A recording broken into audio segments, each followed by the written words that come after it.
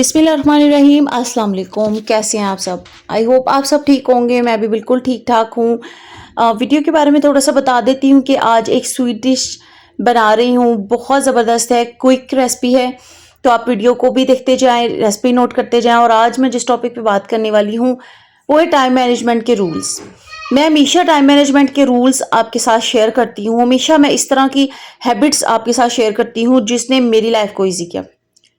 जब भी हम लोगों को टाइम मैनेजमेंट की बात आती है तो हमें लगता है कि टाइम मैनेजमेंट पर अमल करना मुश्किल है, लेकिन मुश्किल नहीं है, नामुमकिन बिल्कुल नहीं है। सिर्फ आपको कुछ स्ट्रेटजीज फॉलो करनी होंगी जिससे कि लाइफ इजी हो जाए।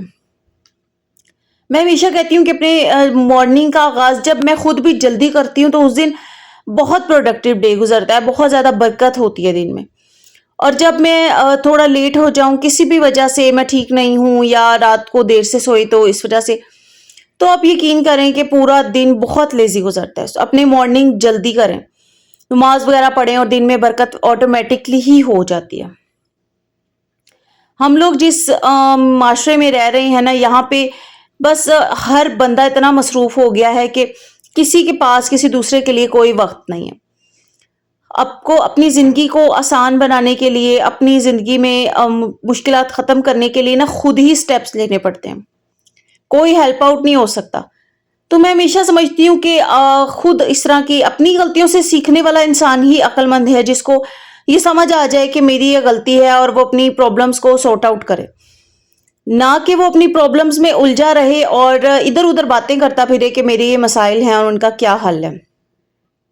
आप जितना अपने मसाइल को दूसरों के साथ डिस्कस करेंगे वो उतने ही बढ़ते चले जाएंगे, और जितना आप उनको बैठकर तसल्ली से सोचेंगे, उस पर मेहनत करेंगे, उसकी तहकीक करेंगे, उसकी वजूहात पर जाएंगे, तो आप यकीन करें कि प्रॉब्लम्स के सॉल्यूशंस आपके पास मौजूद होंगे।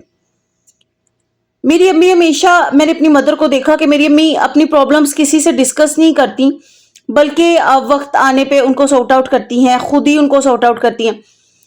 और अम्मी की इस आदत की वजह से ना बहुत सी नई प्रॉब्लम्स लाइफ में नहीं हुई। बहुत दफा ये प्रूफ हुआ। जो लोग अपनी प्रॉब्लम्स को खुद सॉर्ट आउट करते हैं, अल्लाह के हवाले कर देते हैं अपने मामलात, उनके लिए फिर अल्लाह ताला आसानियां फरमा देते हैं। तो आपकी लाइफ में जो भी प्रॉब्लम्स है ना, उनको खुद सॉर्ट आउट करें। आपके अगर टाइम नहीं मैनेज हो और आपकी फैमिली बड़ी है, आपके मसाइल ज्यादा हैं, काम ज्यादा हैं, तो आपको खुद ही सोचना है कि मुझे किस तरीके से किन स्ट्रेटजीज को फॉलो करना होगा।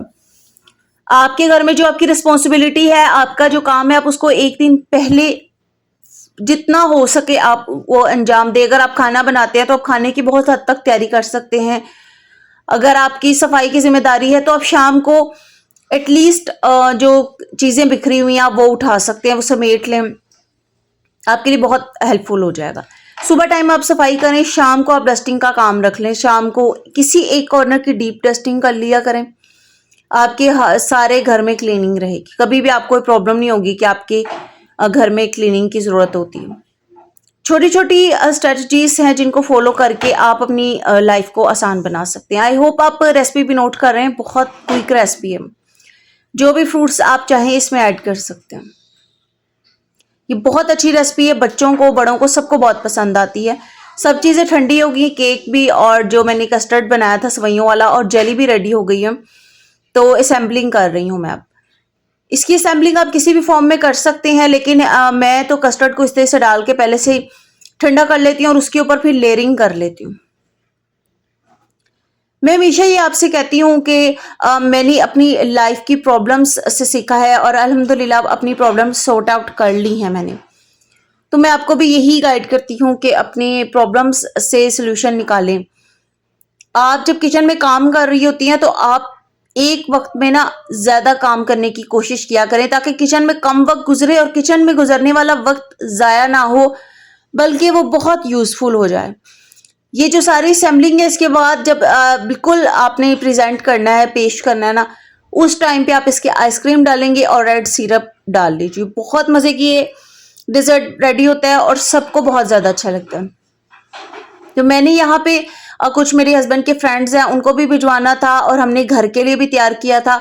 ये बहुत डिलीशियस है, जितना ये देखने में लग रहा है उससे ज्यादा ये है।